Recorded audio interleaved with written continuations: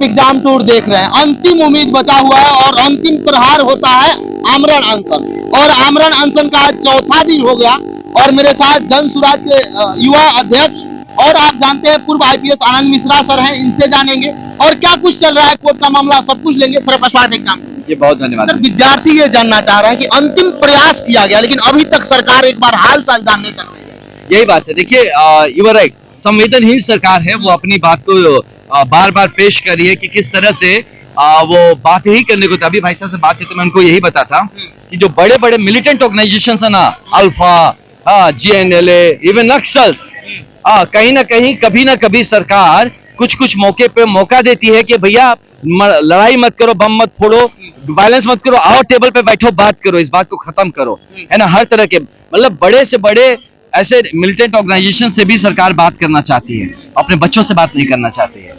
आप समझ सके ना कि कितनी संवेदनहीनता ये सरकार दिखा। सर विद्यार्थी सड़क पर भी नहीं जा सकते हैं, क्योंकि सड़क जाते हैं तो वहां लाठी बरसाई जाती है। यहाँ पर आकर बैठे हुए हैं, कई 18 तारीख से वहां बैठे हुए थे, कई विद्यार्थी अस्वस्थ हो गए, PMCH गए, इलाज हुआ, फिर निकले। लेकिन इतना क्या ये सरकार क्यों नहीं सुन रही, क्या कुछ धारणा की है? या तो सरकार को समझ ही नहीं आ रहा कि हो क्या रहा है, या दूसरा हो सकता है कि उनके जो एडवाइजर्स बैठे माननीय मुख्यमंत्री जी को, उनको गलत एडवाइस दे रहे हैं, या तीसरा ये हो सकता है कि इतनी संवेदनहीनता है कि भाड़ में जाओ, मर जाओ, हम नहीं सुनेंगे तुम्हारा, ये भी हो सकता है। और चौथा ये हो सकता है कि कहीं माननीय मुख्यमंत्री जी को किसी ने किडनैप करके ना रखा हो, बांध के बंधुआ ना बना के रखा हो, ये हो सकता है। तो इसीलिए मैं बार बार रिक्वेस्ट करूंगा माननीय राज्यपाल जी को इसमें इंटरवीन करना चाहिए कि इस तरह से आप नहीं छोड़ सकते हैं ये हुजूम आपके। मैं खुद अधिकारी रहा हूं और मुझे लगता है यार कि ये कैसी सरकार है कि इतना कुछ होने दे रही है और उसको समझ में नहीं आ रहा है, उनको आइडिया नहीं है कि ये चीज बढ़ के कहां जाएगा।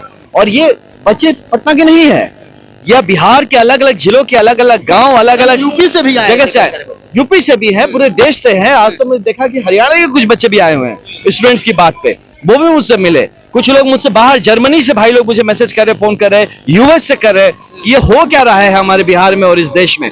तो लोग इसको लेके चिंतित है, व्यथित है। बहुत दुर्भाग्यपूर्ण बात है कि ऐसे संवेदनहीन सरकार को हमें झेलना पड़ रहा है। सर आगे का क्या आप लोग का रुख है, क्योंकि यहाँ का जो देख रहे हैं आप ही बोल रहे हैं कि संवेदनहीन सरकार है, तो आगे क्या कुछ कहाँ उम्मीद? देखिए, 3 ही इसके विकल्प है, 3 ही तरीका है जिससे ये ठीक होगा। पहला, माननीय मुख्यमंत्री और सरकार संवेदनशीलता दिखाए, इसको एग्जाम को कैंसिल करे, बच्चों को फिर से आके अपनी मेरिट के हिसाब से एग्जाम देने का मौका मिले।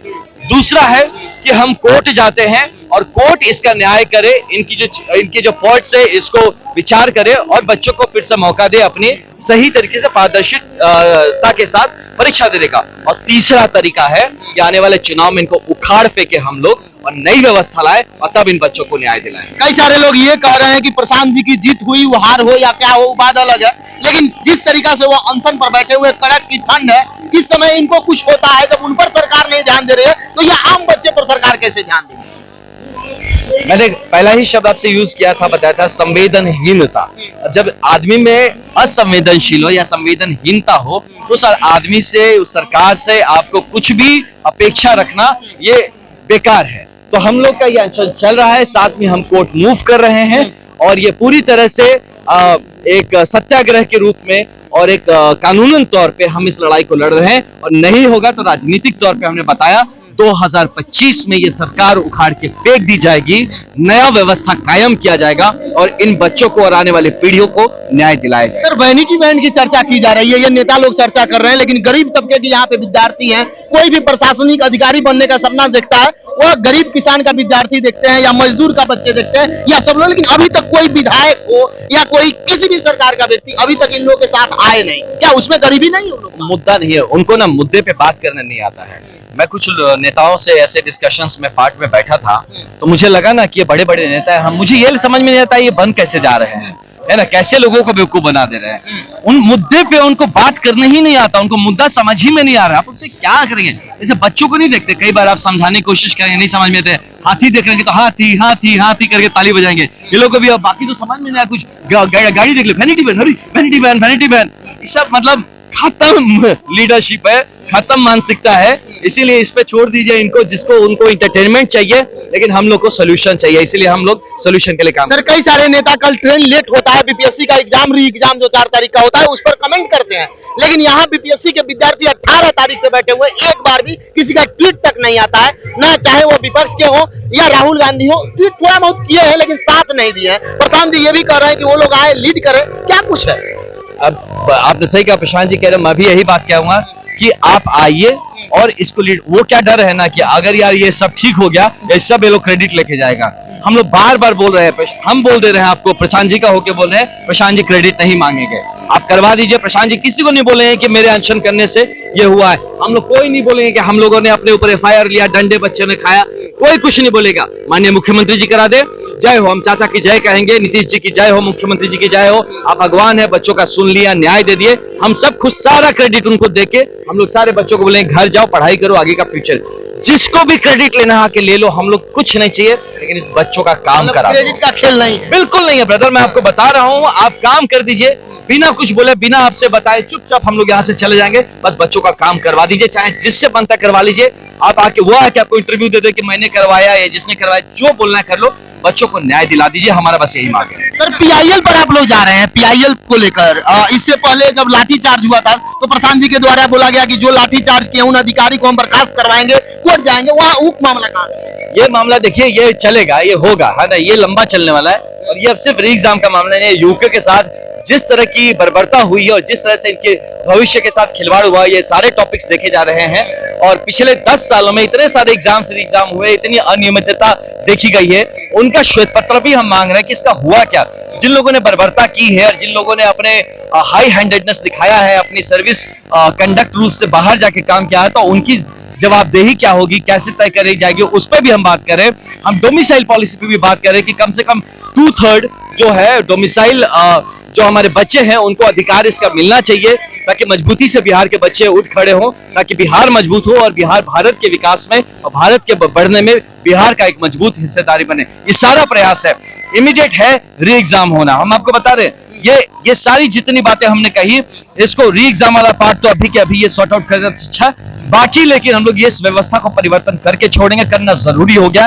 ये अब समझ में आया। कई बार प्रशांत जी बोलते हैं कि ठीक है 5 साल 10 साल लगेगा, जितना दिन लगेगा हम लोग करके करेंगे। हमको लगता है ना, इतना टाइम देने की जरूरत नहीं है, बेच खाएंगे ये लोग बिहार को। ये तुरंत करना जरूरी है, 2025 में ही बदलना जरूरी है, नहीं तो बिहार को और गर्त में ये लोग इतना नीचे कर लेंगे कि वहां से वापस उसको लाने में कई मतलब दशक लग सकते हैं। उसके बाद मेडिकल टीम आई है प्रशांत जी को जांच करने, क्या कुछ जांच इससे पहले भी हुआ, क्या कुछ रेगुलर जांच हो रही है, और देखिए भूखे रहने के कारण से तबीयत डेफिनेटली उस पर फर्क पड़ता है, एनर्जी लेवल डाउन जाते हैं। प्रशांत जी स्ट्रांग आदमी है, ज्यादातर दिमाग से स्ट्रांग है, इसके चलते वो मेंटेन्ड है। नॉर्मल आप हम जैसे कोई होते तो शायद अब तक तो मतलब बेहोशी हो चुके रहते।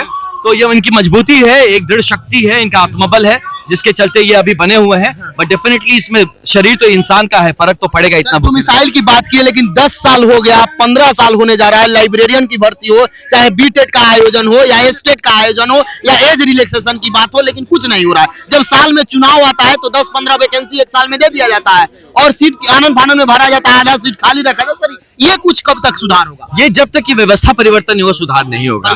व्यवस्था परिवर्तन, आपको सरकार बदल के ये जो दो लोग में आपस में खेल रहे हैं ना, कभी राजद कभी जदयू, कभी राजद कभी जदयू, कभी भाजपा पे चढ़ गया, कभी किस पे, ये जो 2-3 में आपस गोल गोल घूम रहा है, ये जो vicious cycle of non delivery of work है, इसको तोड़ना जरूरी है। एक नया विकल्प खड़ा हो, वो जन स्वराज एक डेफिनेटली के इंपॉर्टेंट विकल्प खड़ा हो रहा है। कोई और भी खड़ा हो सकता है, ये नहीं कह रहे, लेकिन एक ऐसा विकल्प चाहिए जो सकारात्मक राजनीति और आपके जो मतलब क्वांटिफाइबल पॉलिटिक्स की आपको क्या काम करना है, कितना करना है, उस बात को आप आंकड़ों में दर्ज करा सके और दिखा सके, ऐसे काम करना पड़ेगा। सर आप लोग बता रहे थे कि सबसे अधिक पूरे देश में देखा जाए तो लाठीचार्ज बिहार में हुआ है, क्या कुछ उसका आंकड़ा है आप लोग? ये बहुत दुर्भाग्य है, अगर आप बीपीआरएनडी वगैरह के भी रिपोर्ट्स निकाल के देखेंगे तो सबसे ज्यादा लाठीचार्ज भी बिहार में हुआ है और सबसे ज्यादा पिटी भी है बिहार पुलिस, है ना। तो ये बहुत ही दुर्भाग्यपूर्ण है कि बिहार का प्रशासन इतना कमजोर है शायद। तो ये आशा है कि नए डीजीपी सर भी आए हैं, तो आशा है कि इस पे काम किया जाएगा और प्रशासन को थोड़ा सा बेहतर और थोड़ा सा संवेदनशील बनाया जाएगा। स्पेशली पुलिस के लिए मैं बोलूं कि जितना आईपीएस अधिकारी हमारे भाई बहन है तो वो सब उसी नेशनल पुलिस एकेडमी से पास आउट किया जा सकता है। वहां के दरवाजे पे बड़े बड़े से लिखा है संवेदनशील पुलिस सशक्त समाज, एम्पावर्ड पुलिस, ये sensitized police for an empowered society. उस मंत्र को ध्यान में रख के अपने काम पे अगर यहाँ पे करे तो ये सीरियसली सही मायने में पुलिस एक सेवा के रूप में होके आएगा, एक सर्विस के रूप में उभर के आएगा, ना कि एक फोर्स के रूप में आएगा। बहुत बहुत धन्यवाद। धन्यवाद आपका।